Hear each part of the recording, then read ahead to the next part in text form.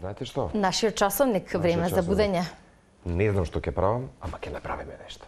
Па види, со оглед на искуството до сега не се сомневаме дека ќе биде... Државно првенство на брзи закуски. Да.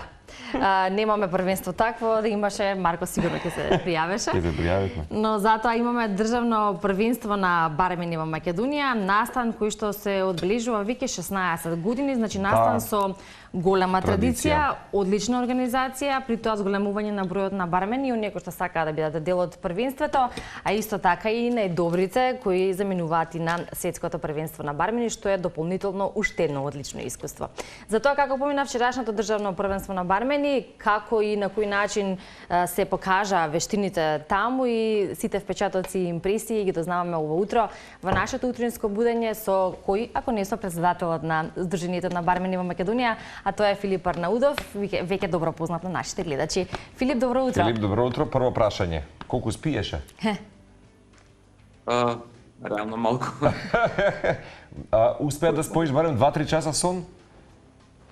Толку отлика, да. Толку часа. Некако и предпоставувавме со Ивана. Да, ти благодариме многу што навистина по вчерашниот напорен ден и веројатно легнување малку подоцна во ноќта, сепак успеа ова утро да се вклучиш заедно на утринска нателма во ваков начин на комуникација, за да може да нели дознаеме како вчера помина државното првенство, кој е победникот и како ќе се подготвувате сега за на светско првенство и малку повеќе да позборуваме со тебе за твоите утрински ритуали, за тоа како ти почнува денот и кога почнува и кога завршува со оглед на професијата, но сите тоа ќе го направиме поред. Со оглед на актуелноста и рековме вчерашната организација на државното првенство кај нас, ќе почнеме со тоа. Рековме 16-та година поред во организација на Сдруженијето на бармени, нешто кое што веројатно веќе ви е добра пракса и искуство, но и дел од вашата професионалност, за која што добро знаеме. Да, значи вчера се одржа 16-тото државно првенство на бармени, се одржа во хотел Мериот во Скопје и имавме вкупно 21 преварувач од цела Македонија. И тоа што можам да го нагласам конкретно за овој надпревар е дека беше убедливо најквалитетниот надпревар до сега што сме го имале. Една од причините и една од работите што ме радува е и учеството на многу млади бармени кои што покажаа навистина многу добри вештини, многу големо знаење и многу креативност. Одлично, и 21 бармен кој рековме земал учество и не е така мала бројка ако зборуваме за нели државно првенство каде што секој има желба да отиде малку подалеку или надвор од нашата земја и да научи нешто ново, а при тоа да го покаже она кое што знае и она кое најчесто се случува е кога добиваме и награди или одредени места меѓу првите на светските првенства, што се има случајно и на Сдруженијето, односно на оние кои што заменуваат на првенствата. 20 години постоење на ова здружение и тоа не е мала бројка или одлични 2 децении во кои што веројатно многу бармени научиле како и на кој начин всушност треба да го прикажат тоа кое што го знаат. Знаете што се вели, да. Точно, да. Едно од работите кои што, пример, ние како здружение го правиме, значи буквално нашиот надпревар е симулација на светското првенство. Значи не е само подготовка на коктели, нели која што се прави во квалификации, имавме многу интересно полуфинале. Значи во полуфинале најдобрите 10 бармени од квалификацијата во полуфинале каде што се надпреварува во 3 нови дисциплини. Значи има blind testing надпревар каде што треба да погодат на мирис и на вкус за какви конкретно состојки се работи, значи во случајот беа ликери и сирупи. Потоа има надпревар кој што исто така сме го правеле претходната година, значи speed round, каде што требаше за 7 минути да направат 5 коктели, кои што се нели познати коктели класични. Некои го направија за многу побрзо време од тоа и многу сум задоволен за тој резултат.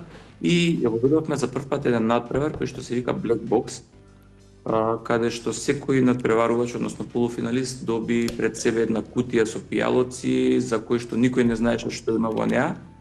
Има време од 1 час да состават коктел на лице место, беше доста интересен, доста возбудлив, онака и тој момент онака на работа постресно, од друга страна и моментот, нели, кога би го пресликале тоа во бар каде што гостите бараат од бармените да им направат нешто необично на лице место, така да сите тие резултати од полуфиналето ги издвоја најдобрите 4 полуфиналисти и во финале имавме, пак ќе повторам, можеби до сега најквалитетен, најкомпетитивен надпревар. И во тој надпревар за прв пат, значи, како шампион, иако имаше во финалето уште 2 претходни шампиони, значи за прв пат победи Никола Анастасиевски, претходните 2 години беше второ место, што ќе каже дека нели упорноста се исплати, значи Никола, иако е многу млад, има само 22 години, одлично знаење, значи одлична техника, одлична презентација и заслужено ќе не представува во ноември на светското првенство во Колумбија. И прекрасно. Ова, да речеме, последниот предизвик кој што го споменат со кутијата и состојки кои што не знаат, тука чинам дека најдобро се покажува мајсторството на бармените и шоумените всушност да направат, нели, коктелот на мирници кои што не им се може добро познат или пак не ги употребуваат, Филипа. И имав прилика благодарение вам и кажав нива на минатата година баш да бидам дел од шоуто и вистина е славење на барменството и можеби единствено ваков карактер кај нас во Македонија. Чинам дека минатата година беше чувство на восхит кога имавме, ќе ме поправиш, Теодора, која што потоа пративме во Португалија, ако не грешам, така? Да, беше во Португалија и ни донесе најголем успех до сега. Значи, 3-то место на светско првенство, што да, за нас е огромен успех. Имено. Како се планира сега, да речеме, за новиот шоумен, бармен, како ќе кажеме, кој што ја поднесе титулата? Какви се неговите календарски, можеби, месеци? Ќе има ли некакво представување? Да, треба да се реконектираме со Филип, верувам дека ќе успееме. Соодветно време да го измиксам. Во тоа, да го искористиме времето како што треба и да го изблендираме нели за нашиот рецепт. Еве го Филип повторно на линија. Биди така, Филип. Да ве заменам и јас малку во кујна. Како што правите миксови вие со коктелите, Филип, така ние тука со оние намирници кои што ги имаме во нашата кујна. Денеска изборот ни е авокадо, јаболко и калинка. Ќе правиме нешто што е тоа, ќе го видиме како резултат на крајот, а секогаш е тоа нешто успешно. Јас би прашала колку, иако Марко не го доврши прашањето, најдем... Да, што го очекува можеби календарски победник од година во представувањето на светското првенство?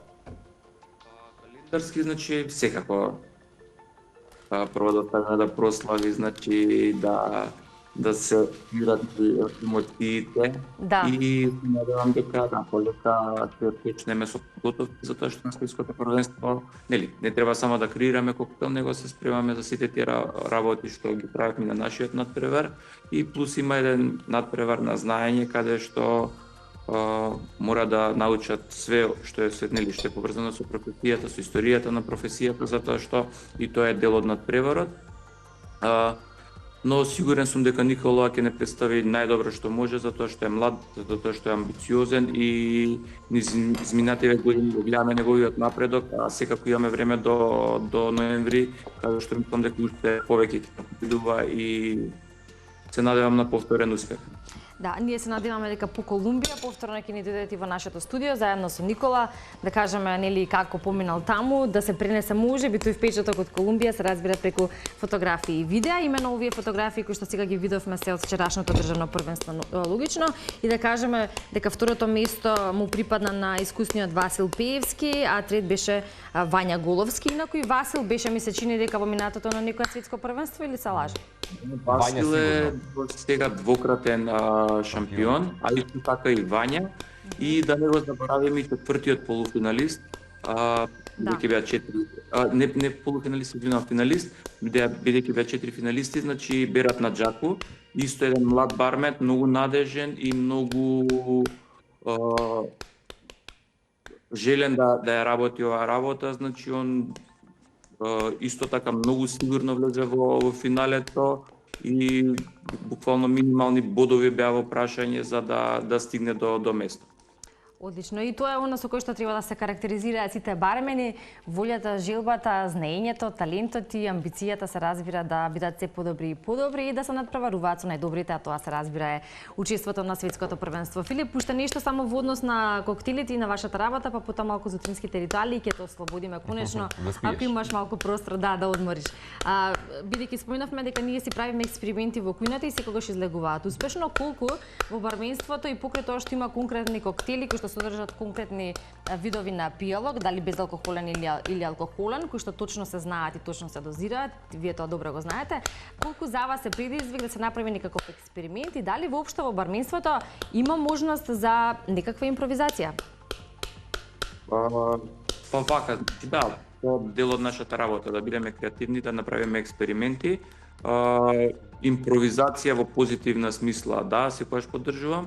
Од друга страна, па сум против импровизирање за нешто што е веќе класично, значи ако некој гости нарача класичен коктел типот на Old Fashion или на Whisky Sour или на Negroni, не би импровизирал во тој случај, него би го направил најдоброто Negroni или Whisky Sour што можам да им го направам.